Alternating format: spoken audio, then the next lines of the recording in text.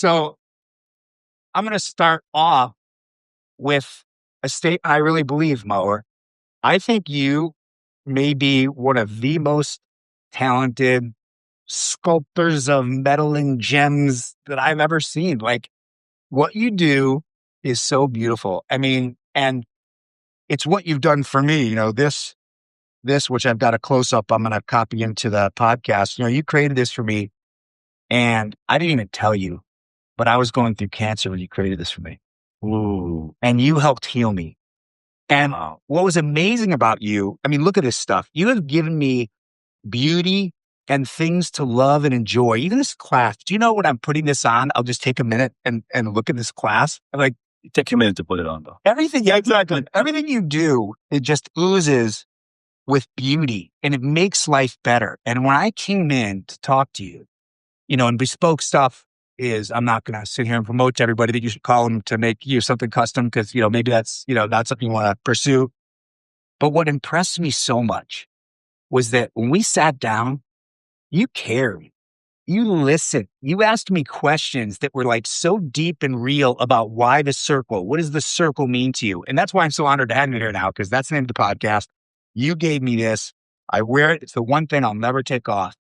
And it's kind of like my Iron Man energy pack right here. It just hangs on my chest. Even if it's under the shirt, it's with me and it represents all of this. So with that said, we'll, of course, when I sit and create something for my own, by the way, thank you very much for the love over the years. Yeah, it's true. I think you have been one of my most recognizable collector.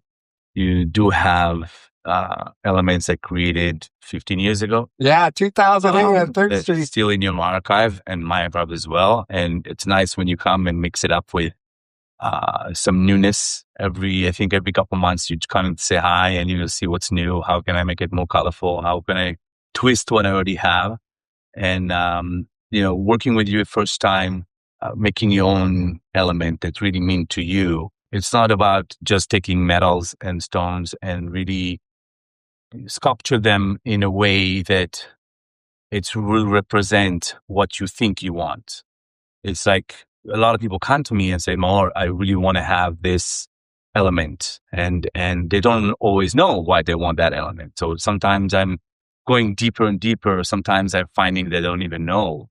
See, I love that. It's like, it means something, but you formulate the meaning. Yeah, it's probably don't even know they need it. They don't need it. It's like, it's not something that they actually need. But what brought them in is the idea of this element they wanted to have. And diving deeper into the intentions of why, you're finding this meaning behind what they want, but it's not necessarily what they need to have. So we need to find that elements within their needs to create the perfect element for them to have that will carry the energy that it's been directed for and will help them achieving the reminder that they need every day from that piece when they wear it.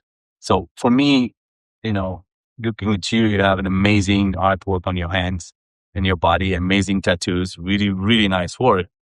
I don't have much tattoos, I believe each one of them represent a specific period of your life. Bravo. And elements that really touches you. And it's reminders of times of your life and experiences of your life. Perfectly said. These are my tattoos. Yeah. So these are my reminders. Each element that I create here that on me now, that I have on me is basically elements that I created in different periods of my career or my life, representing different elements. If this one is one of the most powerful one, I love the matchstick. So, and I love where it lands on the finger, by the way. Yeah. See, that's even so what you just described is exactly what I felt. I didn't know Juan, who's great, by the way. He's a great liaison of your passion.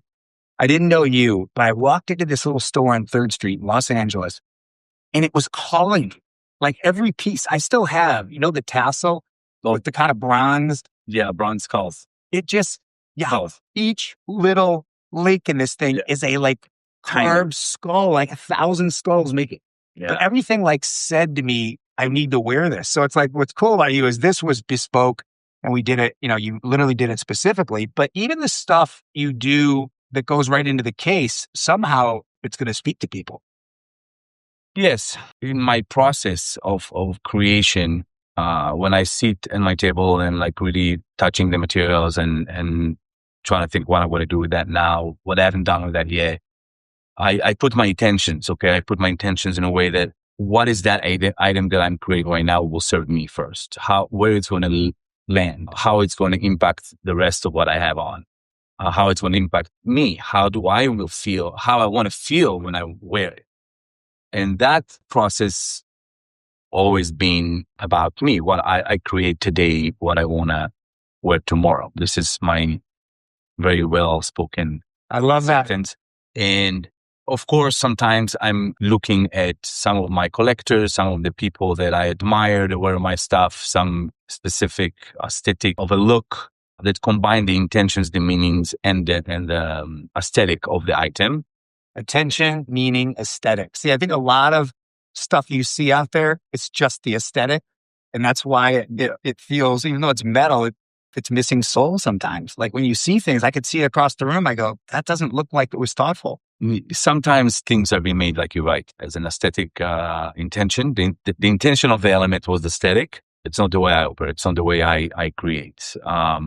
Sometimes it takes me, a couple hours to lock down a design. Sometimes it takes me a couple months. Sometimes it takes me a year to just complete a piece. I'm starting it. I'm having it on the table, but I stopped touching it, but I always see it. I was always coming back to it. Waiting. But it's not there yet. It's not, Yeah, I'm not, yeah. it doesn't touch me yet. Let me see where it's going to go. But see, you won't do it until it does. Yeah. Until one day I'm just sitting on the table and I'm like picking it up. I'm like, it's here for a long time. I thought about this and this and this, but let's try to play with that. And it comes to fruition. But the way I work with people is I'm really working with myself before I meet them to really like be clear-minded as much as I can with no distraction, and to really focus and understand who they are, what they are about, what's their missions, what's their goals, where they are in life. First of all, thank you very much for sharing with me that you're not in your best that time. Yeah. Funny enough, I have a lot of people that through my career that came to me not in their best. It's almost a healing element when it really speaks to you. Yes. When we work with fine metals and fine gemstones, crystal healing elements, when you combine them together to be on somebody's body, it's a gift. It's gift for me. I just got the shivers because I don't know if you remember this, but you said to me, the circle's not enough. It needs to have a couple gems inside, which almost nobody will ever see. But like, it's almost like you read this like healing gem attribute that I needed. Like once you said it, I was like, oh, I love that. And I also love the idea that like when the sun hits them, they just every now and then I look down and if the sun's hitting it, but it's like my little secret because it's not obvious. It's not about to show somebody. It's not. It's right. It's obviously it's part of the aesthetic detail, but on the afterthought, the main thought is how can we put elements, two different gemstones, two healing properties on the same piece, close to your heart, that can work together to create whatever needed to be created.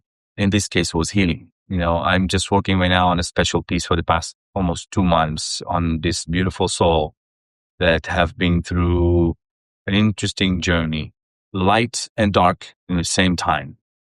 And his partner, his love, reached out to me. She's based in Berlin. Wow. They're based in Berlin. I love that. Around the world, people reaching out. She came to LA for a couple of weeks. And we met a few times and we narrowed down those elements that he needs to have on. And I think this week is going to be ready. I think it's the last stages of making it happen. Wow. So for me, it's really working with the bespoke. The bespoke category have a few different elements, a few different needs. Some people like really cool and they want to have something really cool on them. And they just come to have that specific link chain that they want to make it with mix metals or make it longer, shorter, bigger, smaller. This is something that's easy to do, and it's part of my process of being creative and a designer. Also understanding what people looking for, Right. they can't find. I'll always try and make myself as a solution for them. And do you love the challenge of that, by the way? I love. 'Cause I know it's probably a little bit more of a pain too, but you enjoy it, or Sometimes it can be painful because it's not about the money; it's about making people happy. right?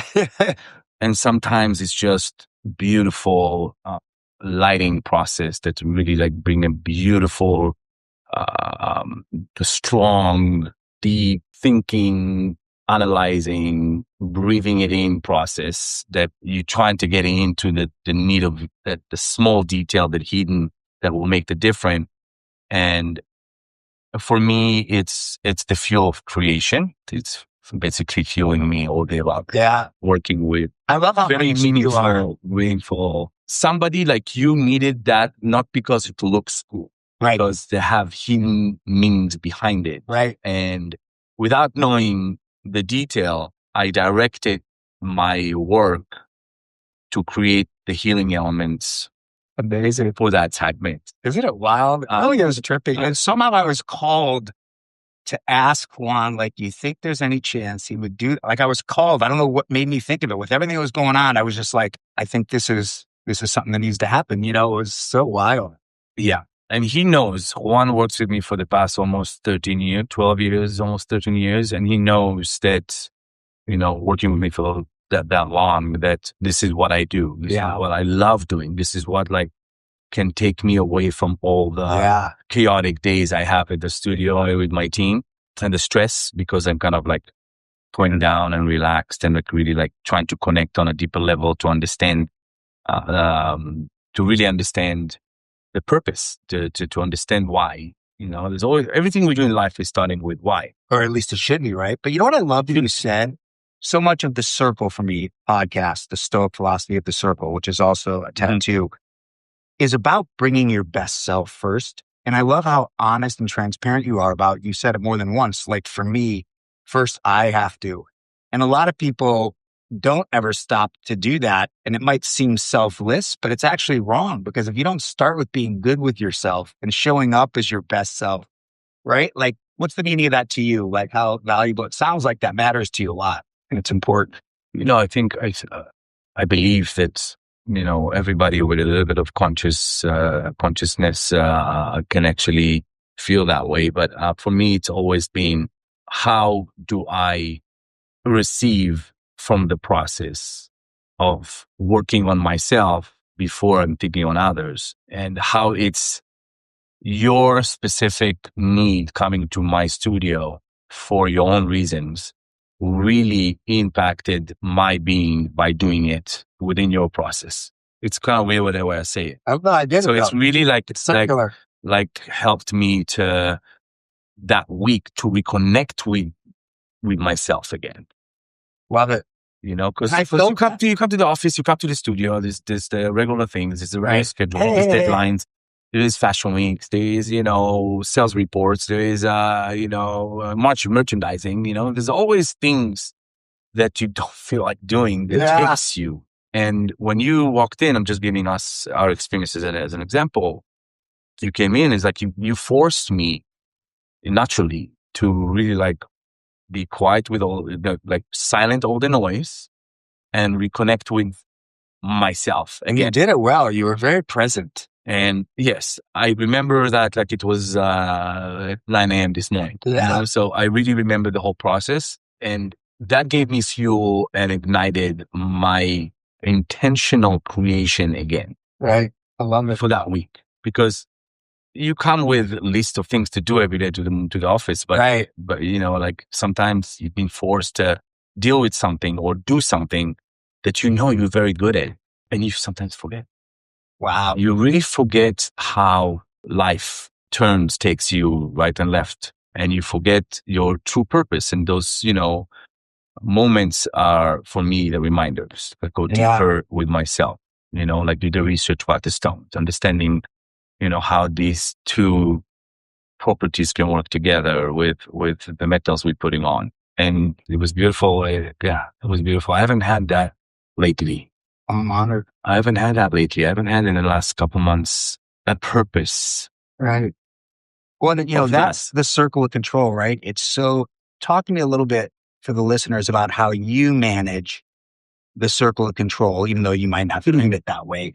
Your examples a minute ago, you're constantly being pulled outside to things, you can't control, like all of us with news and stuff, but also with, like you said, all these business issues that, yes, you need to affect them, but your schedule. core is your creativity. So how do you manage that balance in that?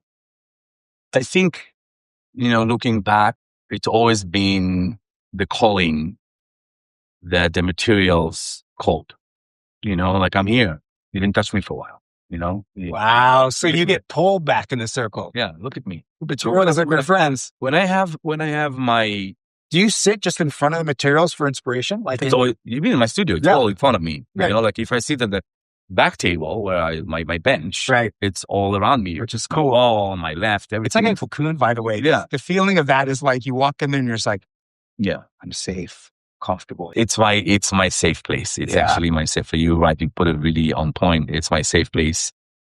It's my bunker. It's my It feels like it. light and my dark sometimes. Yeah. But there's an energy transition between the studio. When that door opens, there's a clear energy transition. It's wild. There is few periods of my year that I'm calling to design. Okay. Sometimes the company need new styles and we need to show newness, and I'm doing this because of that. So if I go there, if that's the need, that time I go back to my archive and I work with my team and understanding, okay, what elements people gravitate to, what did really well, how can we take this old style that did really well for us and we're making it new, how we can bring new fresh blood into the system. But the true creation comes when I'm in a dark place, when I'm going dark, when I'm going into a place that I'm sucked too much into the business management. How cool is that though? The negative thing is actually the thing that sparks the positive. Yes. That's always Dude, it's always the circle. It's always that. That needs to be like reiterated right now, because most people avoid at all costs the dark. Like it's the plague. But you don't get light without dark.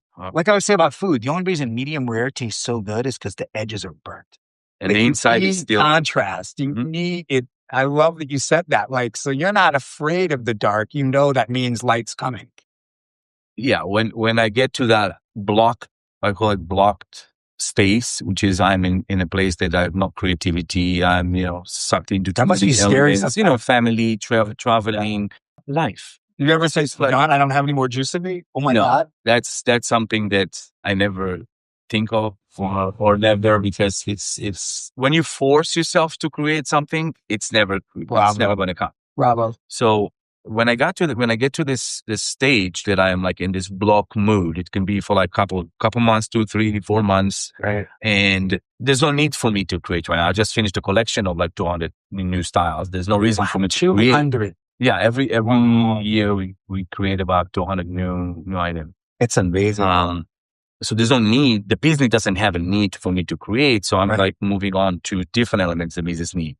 So when I'm sucked too much into that element that I'm not comfortable with, my energy going lower and lower with the time. The battle is finished. Right. So when I get to that stage, I just sit on the other side of the table and I'm start touching the materials, and then ideas comes together. I love that physically. I'm just changing my physical view. That's amazing. Where I am sitting. Last time you sat in my studio office table. Right. And when I sit on the other side of the table, I get, to see the materials and touch them. So when I get there, it can be two things. It can be amazing, in and out, short injection of amazing, strong, enlightened energy, or it can be like 4 or 5 months of a deep hole of starting with something that led to another thing and led to another thing. And then I'm sucked too much into the design world that I have 200 styles that's sitting on the table that the company doesn't need. Right. So it's always have that circle of dark place, the materials, attracting me into the creation mode. And sometimes, like I said, it can be like 2, 2 to 3 days. Today, just by saying that, where I am right now with that, I haven't touched my table since June, July. Because that was fashion, right? June, July, I haven't touched my table. No need for me to do any new designs. But I like that you even say no need, because you're letting it just play out. Yeah. Isn't it funny too? Even as a chef, sometimes the thing you do in 2 seconds is delicious, and the thing you planned for a week to make the fanciest dinner you've ever made isn't as good. Yeah. Is it like that with the design? It's exactly the same thing. Like it comes in circles, it comes in waves, it's always turning around. Like us as humans, it's now it's like midday, maybe 1 o'clock, 1 p.m. in 12 hours is going to be completely dark. It's always in that circle of movement. I love your highlighting of that, because so much of my focus is in or out. But you're right. The other layer of the circle is that it is just embracing that everything is circular, which is why, I love that saying, this too shall pass. No matter how good it is right now or how bad, this too shall pass. I should enjoy it as much as I can. Yes. And I know it's darker time coming, and opposite. And this is what I think the entire universe is based on. So you told me earlier, 14 years, unless there's a point you want to finish that first, but 14 years old, what called you to this? I mean, that's a young age to like start designing jewelry. Well, what attracted me to start touching that materials and that obviously creative outlet is a necklace that I saw on one of my friends that just came back from Goa, India. And I like the colors, and I like the stones on it, and I like what it represented to him. And I was like, wow, this is really cool. I want to. I really like that. So I went to my mom jewelry drawer, and I started looking at things and touching things. And my mom wasn't really wearing much jewelry, like 2 or 3 pieces on her that always was on her, and all the rest was there just to be there. So I kind of like stole one of the necklaces of my mom, and I deconstructed it. No way, I love that. Cut all with scissors, cut all the. See, what drives somebody 14 to do that? I don't know. Playing football, right? I don't know. Amazing. And when I always tell that story, it's like, I actually, when I tell that story, I see myself in that dressing room as a child, looking around and touching things and hiding things and trying to find things that if I'll take it, she would notice. And if she would notice, she will freak out. My mom is Moroccan. She's not like a peaceful. Yeah. So I took the necklace, I cut it apart, but I did not really know what I'm going to do with that. It was maybe, I don't know, a couple hundred small beads on it. And I did not have the wire to do that. So I went and took a fishing wire from my fishing box, and I put it all together, and wow, this is really cool. I like that. And I wore it, and I got my friends, oh, how did you get one? I was like, yeah, I fucking made it. I made tell me that thing is in a I made it in a case somewhere. I made it. I have parts of it. God, dude, I have parts of it because it's ripped and it's been recreated maybe a couple hundred times over the years. And has that been a collection piece though? Your inspiration from that to do a new piece? Have you done that? Yeah. I think none of these are, but the stones elements that I have on is inspired by that. I took that necklace, I wore it for a few days, and then I didn't like it anymore. So I changed it again, and I changed it again. And then I kind of took a different wire, and I started making some different knotting systems to try to combine it with knotting systems. And with that, I created a different element with that. And with that specific beads from that necklace, I made maybe 150 to 200 different items. Wow. And were your parents supportive at that point? I was just playing. Wow. But within that process, going to high school, from I think 10th grade to 12th grade, I used to come to school only with. And this was in Israel? In Israel, back when I lived in Israel. It was 2 trays of beads and 1 sack of wires that I walked to school in the morning, and I made jewelry to the entire school. Oh my God. So you're like the king, even then. I was established yourself. Every day, taking orders the first break, delivering second break, taking second break, delivering the end of the day. So every day I made couple thousand shekels every day, almost every day. Wow. Yeah, always, yeah. And then it became a thing. It became a thing that, my name in Israel, my best friends and people from childhood called me Maor Mala. Which means? Mala beads. Wow. Mala beads? Oh, nice. Yeah. Wow. So I That's a used to good make nickname. mala beads necklaces. Does anyone still have them? That would be cool Yes. too. Yes. A lot of them still have it. My mom have some. We need that in the first Some section of the Maor friends. Museum. Yes. I sometimes people come to me with pieces that I made at early age, like early age of my career. And they come to repair a piece that I made like 18 years ago. Well, you know what? I get that though, because like it becomes part of your being and you don't want to be without it. No, yeah. I've had you fix I'm like sometimes saying, oh, this is one. Wow. How do you even get it? Like, how do you still have it? So he came to fix one nut that been ripped. I'm like, would you mind if I give you this much credit for a new collection and I keep this? Yeah. That should be a campaign. Like Sometimes they're like, no way.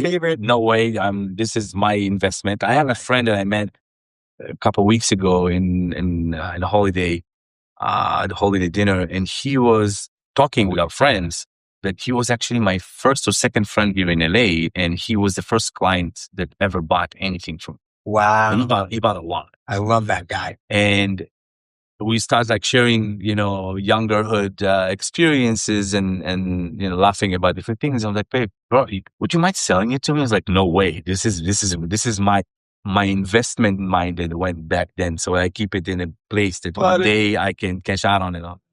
I'll buy it from you. That's hilarious. So it's always been. See, and there you go. That's another one of your examples. It means something different to everybody. For him, it's not about being on him. He wants to.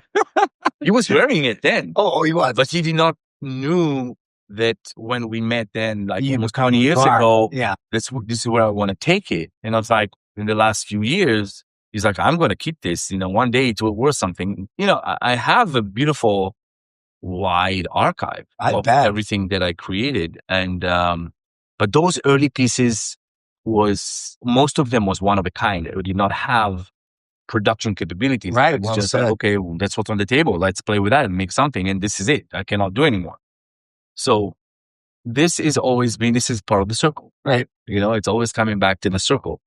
I wanted to say something earlier in regards to the creative process. When I design, we are human, we most of us impacted by our surroundings, our circle of people, a circle of people that we circle of love, totally circle of so I call it circle of love. We're very impacted by our circle of love, which is friends, chosen family, and family. Yeah. And people that impacting our being.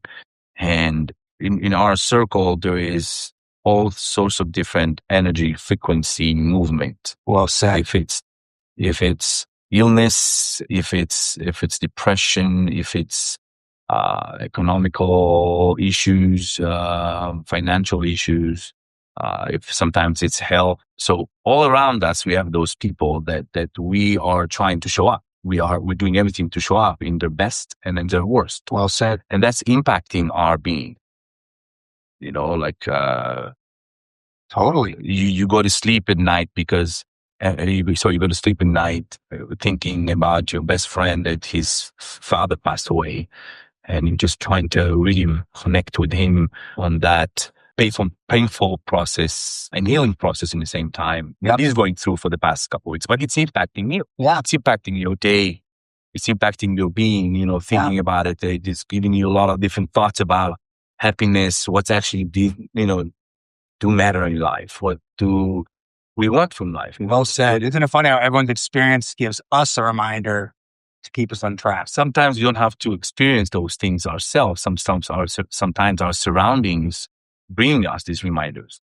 And that circle, which is circle of love, we call it the circle of our life. I love it. To have so much impact and responsibility on our being, for good or bad. So when I create, for me, creation is something I want to really want to dive into right now. Yeah, for a few minutes. Please. Creation for me, touching the materials, is a therapy. It's the materials are my psychologist. Materials are your psychologist. I freaking love that. That is beautiful. When I touch the elements, I imagine I go into a journey with that element.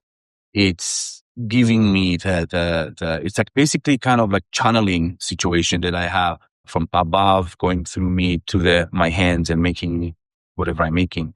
There's sometimes that I don't even think about what I do. I think about my mom. I think about my best friend. I think friends that I lost, friends that I gained, places I want to be, situations I've been that impacted me.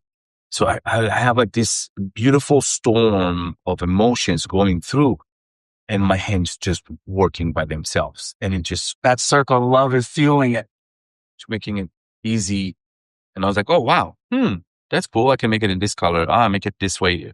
So I'm going through that. It's the best way. I'm going through that very deep meditation, while I create. You're channeling something. Channeling. It's just it's hard to explain. Yeah. Because it's not explainable. You are actually able to channel. I mean, I heard somebody say this in a podcast, like the greatest creators realize that they are just channeling something in the universe. They don't take responsibility like they did it. They just channeled it. Yeah. And sometimes the stuff I create are amazing and sometimes they're not, but they were the purpose of me receiving what I was supposed to receive. And did they become something later? Maybe sometimes it's just going to the drawer of stuff that is unknown things. And sometimes I'm like, what did I just do? Then I'm cutting it off, right. So it all depends on what I'm going through at the same time. And now we realize that I don't need to create any more jewelry. And if I do create something, I need to create something completely different. I'm talking about like the last couple of weeks. And I remember sitting in a meeting with my team about like viewing the campaign images. And while I'm, thinking about we need to create something new, but we don't really need to do new jewelry. But if I create something, it needs to be something easy and cool that we don't have anymore. So it wasn't, it was back of my mind. And where we were sitting with my team, viewing the campaign images, I had this like piece of wire that I touch and play with. I don't even notice it's there. I'm just like, as a therapeutic. It's almost like just playing like this and talking to you. Yeah. Oh, this is really cool. And kind of like touching it. I was like, I haven't done anything with this wire for so long. And I took a couple pieces that I had on my table and I put it in. And I was like, this is a great bone for what that element can be. And it's something that in my collections for a while. You probably never seen. Maybe you've seen a little bit many years ago. Sure. And it took me to a spin. It took me to an interesting spin of, let's see what's else out there with this work. Who is doing what? What brands focusing on what's their signature with these elements? Who wears it? And what's if I will do it, be? If I will do it, right? What that will be, right? So here it is. Oh yeah, it's just the first one. It's a first one. I did all the colors already. Just to kind of 1 second, just gotta get it. Love it. So we did this. It's very simple. I don't think you ever saw anything like this in my collection. No. Okay. Now it's a bone. Now it's just the skeleton of it, but it's going to be like really interesting elements here, interesting element here. We're going to put some gold and diamond here. Sometimes people just want a simple, not you and me. Yeah. we don't. There's something we say for that too. Sometimes the elegant, almost simplicity disappearing has value. Yeah. And only you could even take a piece of, material like that. And already, like, even the way you knotted this is unbelievable. It's like, you're going to have some interesting, like a diamond detail on the top. Wow. I'm going to have a little tag here. I'm going to do an interesting concept. I cannot talk about right now. I love this. Right here, that will be very playful, that you can build your own situation here. It's kind of like, this is something that I never I never had. I love The it. brand, because for me, that was this Yeah. wire is It's hilarious that with all this staff, this is exciting you. Yeah. That's what's hilarious. yeah, it's crazy. It's the most simple thing. Yeah. Because I never did simple things. I always, Yeah.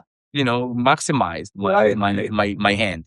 But even this cord here, Yeah. this is basically the base for these. Right.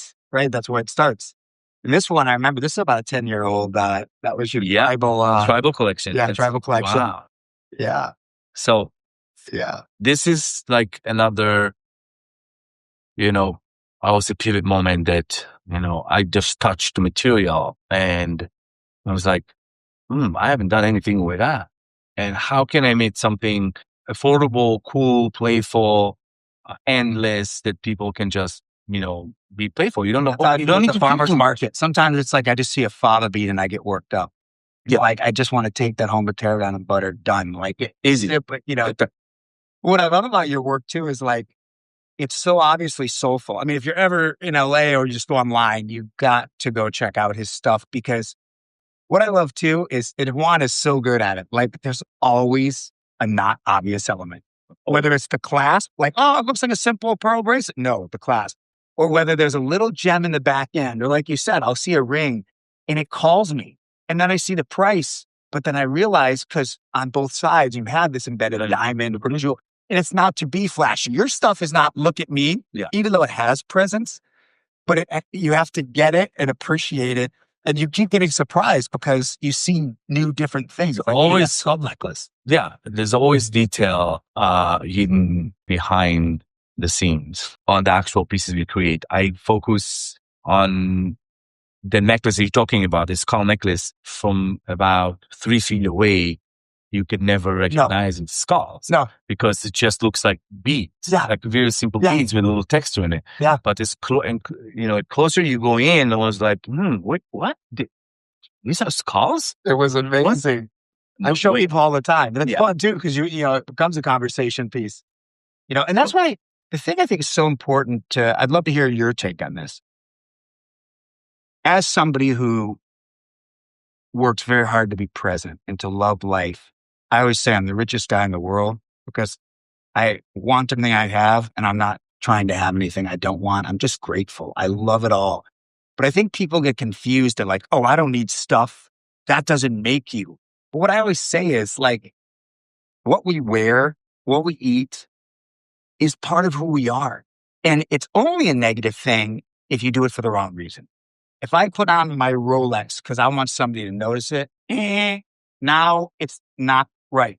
But when I put on this ring that I bought from you 15 years ago, and every time I put it on, I have to pause and go, it's a feather dipped in like gold. It's insane. Then it's like I'm using it. It's not using me. Exactly. This is a great way to say it. The way you said it is like elements that we have in life are there to make us happy and to enhance our being. Jewelry for me, it's the salt and pepper on my meal. Well said. I love it. Without it, you don't taste anything. I love that. It's those ingredients that makes the meal. Who we are internal, how we dress up, how we look, how we show up is the actual meal. But I think for me, the jewelry is always been the spices on top that will make it different. If you put a little bit too much salt, sometimes it's delicious. Or like very well, a crusted steak with a right salt on it. It's like, I needed that crunch of salt on it. Yeah. So for me, it's always been that the salt and pepper and my reminders and my tattoos. And I can choose by my energy that, if I want to wear more today, I want to have less tomorrow. I can play with this in the circle of energy that I have at that time. So for me, the I would call it purpose. The purpose of me wearing it or me making it for myself is for me to feel great. For me to feel like I love it. It's really who I am. But jewelry is, I would say, just one outlet that makes my being and my creativity. I do a lot of other things that but jewelry it's always been even in collaboration with the sculpture, the Mexico. Yeah, I did a couple collaborations with. Now I'm working with stones with crystal, Right, and that's right. created these elements from with Sten Studio with Jose, which is an amazing creative creator from Mexico City. This is just one thing, but I like seeing spaces. I like seeing elements. I like to create energy within the space. You come to my store. I'm sure you've been in a lot of different stores in your life because, you know, you travel the world, you've seen all this stuff, but you're walking into that space. It gives you that some sort of feeling. 100%. Of like, you know, small, cozy, interesting, mystique, you know, like you see something is different than any other retail store. You can't, even when the gate is completely locked. Yeah. You know? So I like being in all different outlets of creations in aesthetic. And you can't not be when you're creative. Yeah. It's your I like that. What I want to do more, I want to go back to my true self of who I am, where I actually came from and what really makes me happy. I do it less than I used to do before. I used to go surf a lot. Oh, nice. I was growing Let's up go sometime. That's my on a thing. beach, on a beach town in the north of Israel. I love that. No, not beach town. It was a village. Yeah. It was 80 families.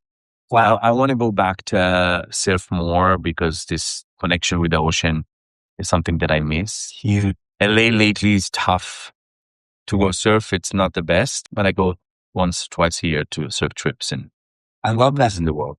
But this is something that I really miss. And when I go back to the ocean, I have the same meditation, the same creative outlet, but on a bigger spectrum of my life that I don't receive from material. I always tell people there's no faster way to be present than to be floating on a surfboard. You don't even have to be a great surfer. It is forced presence. You are so in Mother Nature. And it's not like any other sport where you can kind of plan out your plan. And forgive me for sports enthusiasts that maybe say I'm wrong. That's okay. But to me, Mother Nature just decides what to throw at you, and you either get it or you don't.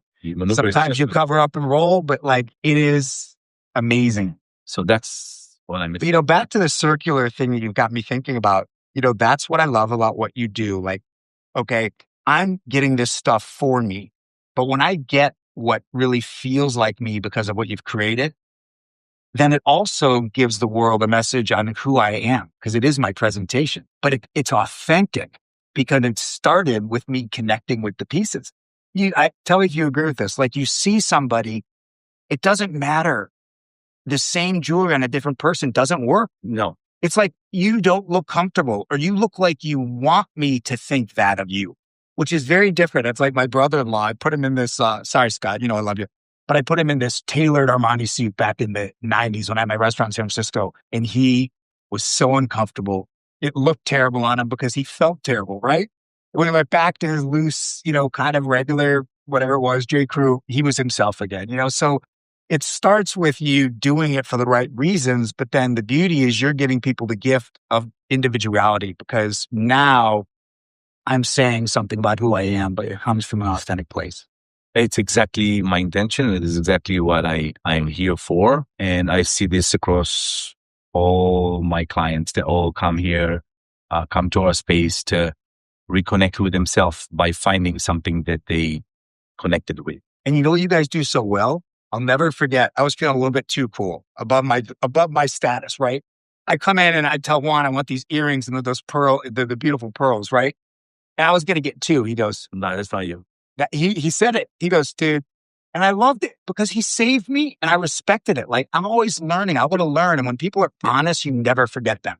He goes, "That will not look right," but he said it in a great way. He goes, "One every now and then could be kind of cool," but it was such a gift because it wasn't right. We focus, sorry, I can say it like that. Since the first day I started creating for people, my intention was to create things that will build and strengthen their confidence, not the opposite. Bravo. So not try to make something you're not. Yeah. Even if they think they want to do something or want to have something on them that does not reflect who they are, there can be this very fine line between amazing to like, you look like a joke. Right. You know what I mean? It's like, this is, what, you 16 right now? You with like a pearl earring. Yeah. It's not you, and our job is to let them see it. We can only show what we think is right for them. Of course, I have to connect with that, but I think he did really good work on your earrings. You have curated me there. I mean, that's what's funny. I walked into the store on 3rd Street because I felt inspired. I needed to have jewelry and it called me.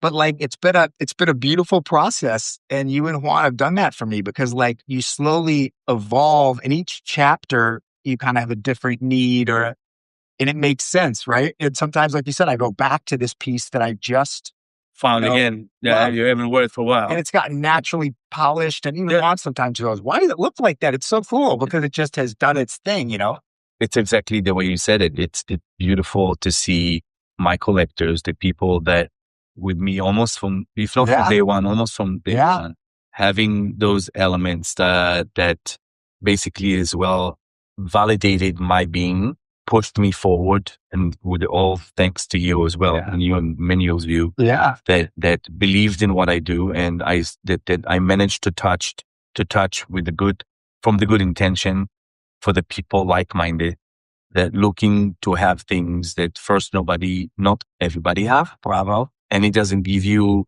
that Rolex status. Right. I want to show you I'm wearing a Rolex. Right. It's not about to wear a Rolex. You have probably 2, 3, 4, 5 watches, you're wearing them from different intention and you're putting them on.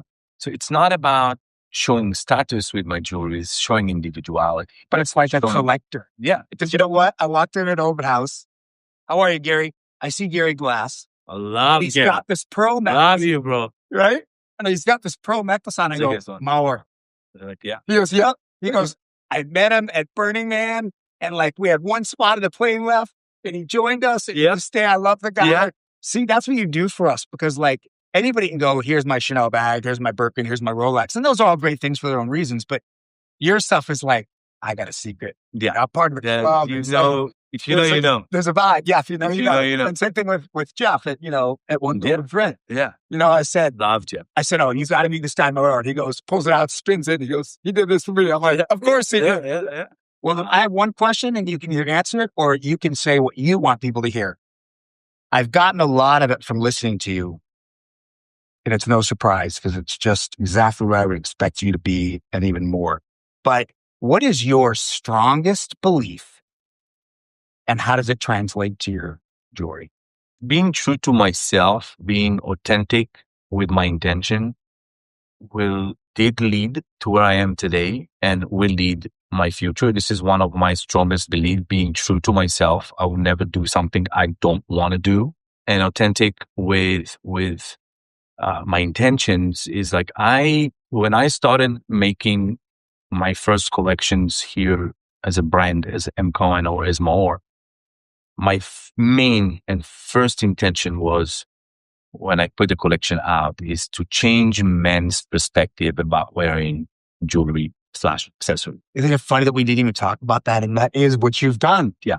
And I stayed with these intentions. And even if I touch one person a week, I made a progress of changing.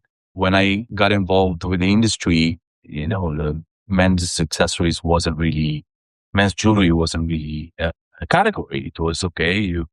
Now you have a watch, you have a wedding band, and you get a small, curb link chain, and you in the bar mitzvah, or you're getting like a cross necklace from your family, or a Jewish star, or whatever it is, and this was the jewelry category. Well, and I always believe that there's something above that. You don't have to be the jewelry guy, jewelry wearing guy, the diamonds or the gold. And you don't have to be that guy. You can also be the guy that have those elements that really remind him of who he is and really like can be that, how can I say it, right? Could be completed with those reminders he have on. So beautiful. That was my intentions. And if I will have my opportunity, hopefully for the rest of my life, to do what I do and continue touching 1% at a time.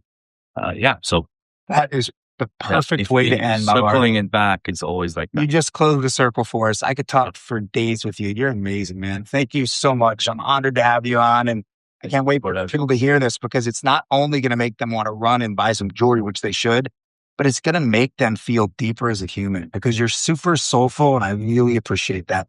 Thank you for having me. Bravo. And it's my first ever. I watch many podcasts. It's part of my daily routine on different things. I love that. But it's first time me being on interviewed that way. And I do not think it's going. I don't think it was an interview. It was just sounding and having fun, and it was great. And I feel great. And thank you, Microphone, for hosting it out. I'm honored, dude. You're the best. Thank you. Cheers.